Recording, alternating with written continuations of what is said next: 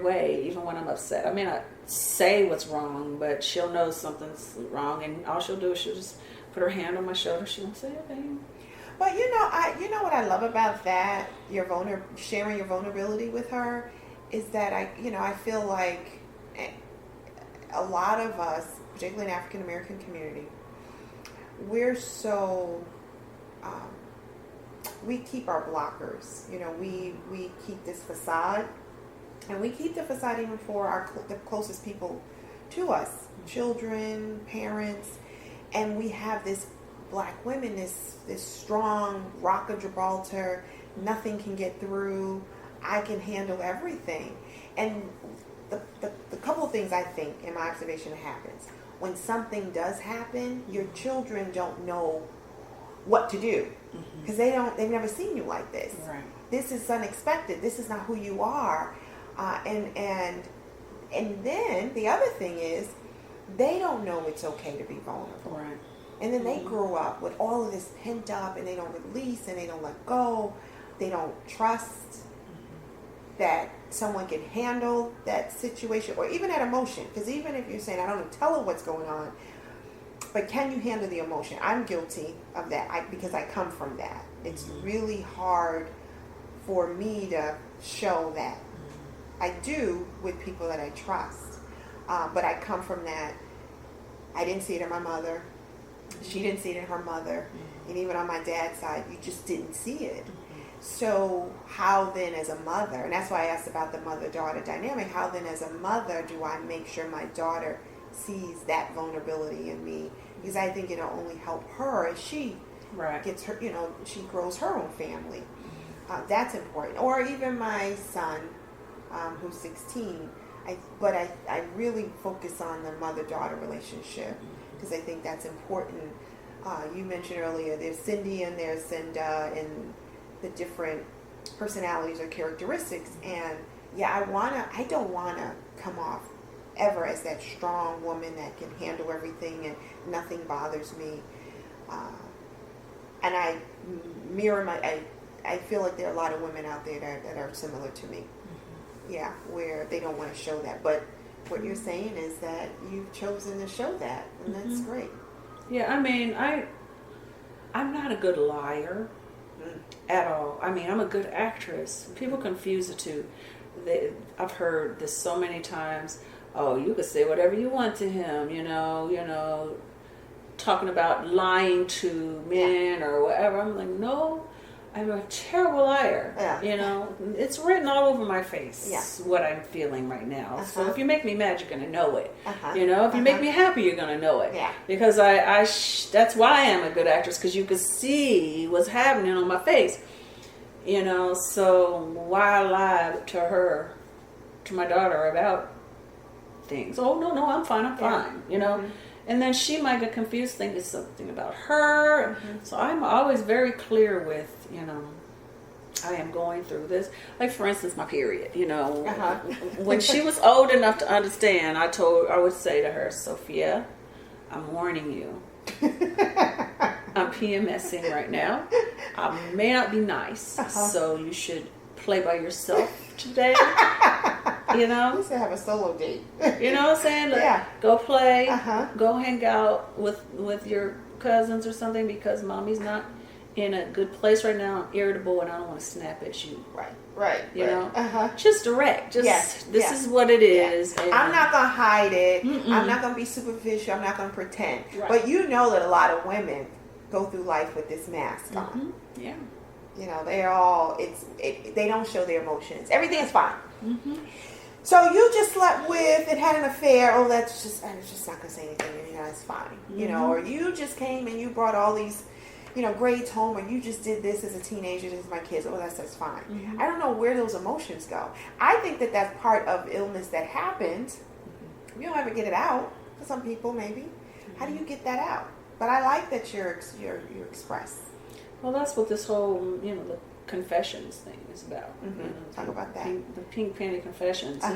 When I was a kid, I didn't talk to anybody. It wasn't encouraged because, my parents were going through so many things when I was young.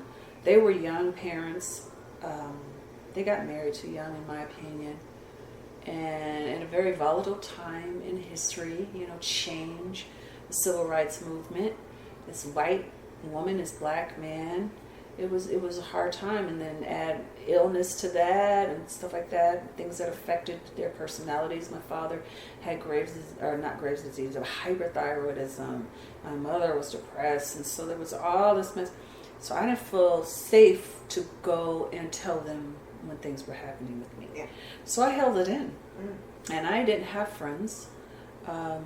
I was put on a pedestal because I was the first girl in my family and the only girl until my sister was born 14 years later. Wow. So I was surrounded with males, and they didn't talk to me, and so I didn't talk to anybody. And I went through hell. So was music your outlet? Yes, it was. Yeah. But that I wasn't writing enough at that point, I think. So the things that were happening to me were just sitting inside of me like a rock.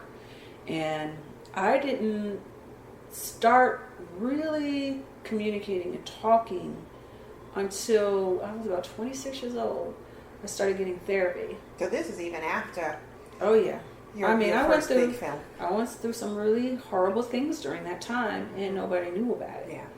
And I actually think I told my father about some of the things that had happened to me when I was about 24, because there was this one guy that raped me. My first sexual experience was rape. And so it was not a loving. No. Intimate. No.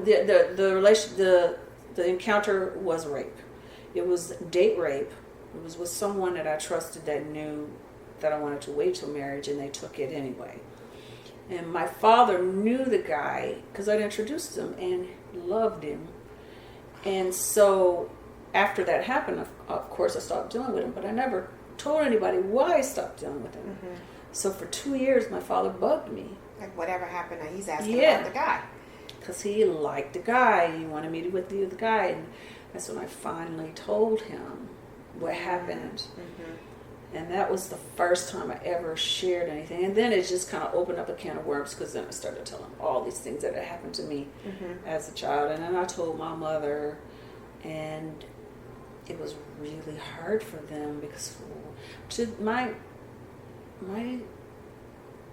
won't hear this. My sister told me recently, my father read my book, and he actually went to her and said, "You don't think this stuff is true, right?" And she's like, "Yeah, I do." He's like, "Why wouldn't she have told me? I don't believe it's true. She's making this stuff up." Is that because he can't fathom why I would not have talked to him about these things when they were happening. Because he wasn't looking at himself like I was. I was afraid of him, afraid for him, because my father was so volatile. At one point, I was afraid that he'd end up in prison for murdering someone if I ever told him. Do you think if you had told him about the date rape that he would have gone after the guy? Yeah.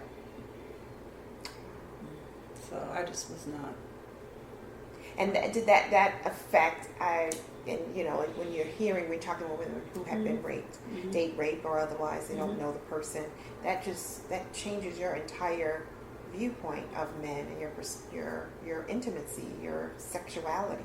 Yeah, it was weird though, because in some ways,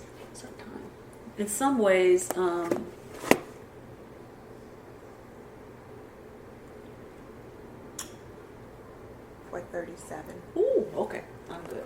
A few more minutes.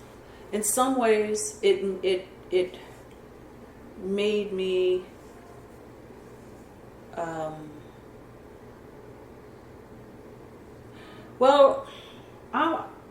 it was good in some ways, because one, the demons didn't start celebrating and the angels didn't cry, which is what I expected if I had sex outside of marriage.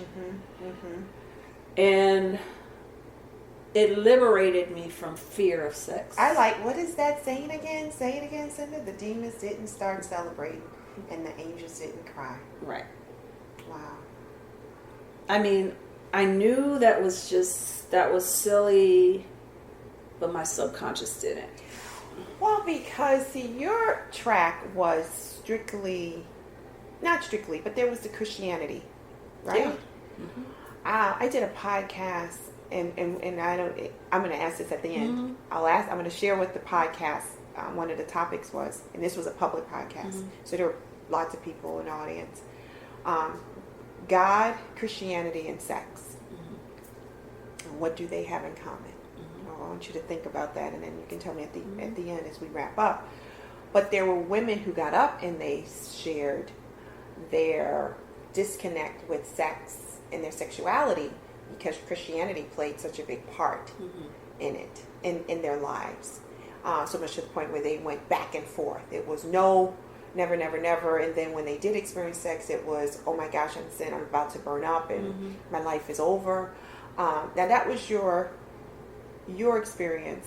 And mine was just from a moral standpoint, not that you save yourself to marriage, but that you save yourself because it's special and Mm-hmm.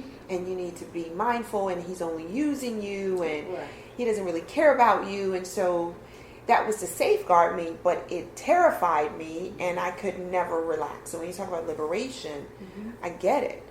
It takes a minute. And I think it's also society, because society shows Black women, African American women, as being overly sexualized and wanting it all the time, and it's all about sex and it's not about love, and it's all this shit in your head and you can't figure it out unless you get somebody to help you through the process. Right. Well, the experience, as awful as it was part of the therapy for me. Because I realized, oh, it's just a physical. I mean, for me, it's more than a physical act, but it's a natural act. Yes. But who helped you with that? Did therapy help you with that, or was this No, something I'm saying that was my own self-therapy. This is what I was thinking walking home bleeding.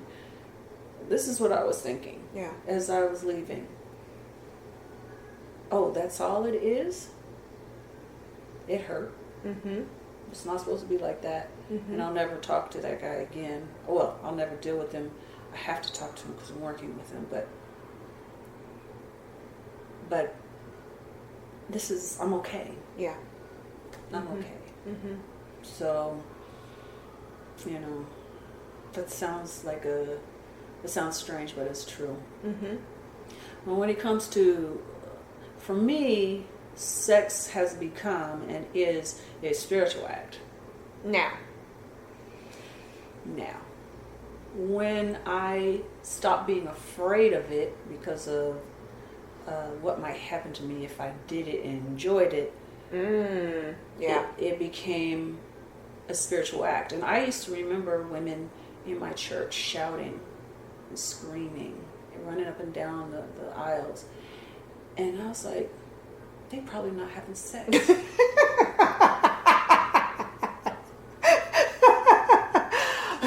Because it's a similar feeling. Yeah. The feeling that you have, Yeah. that release that Yeah. you have when you're shouting is the same release that you have. It's coming from the same chakra. It's coming from the Yes. same place Yeah. as when you are touched that way by a man. And that's why it's so important to me that you pick and choose who you allow to touch you there. Yeah. Because you're mingling your spirits. It is a spiritual act for me. Yeah. It's not just a physical act. It's a spiritual act. Your souls are coming together and you're releasing. And that's why it's sacred. And that's what I teach my daughter. Yeah. Nothing is wrong with sex. But when you choose to do it, try your best to make sure that it is with someone that you are considering having your partner. Yeah, it is. I believe it's a spiritual connection. Mm-hmm. Like you are forever in some way Right.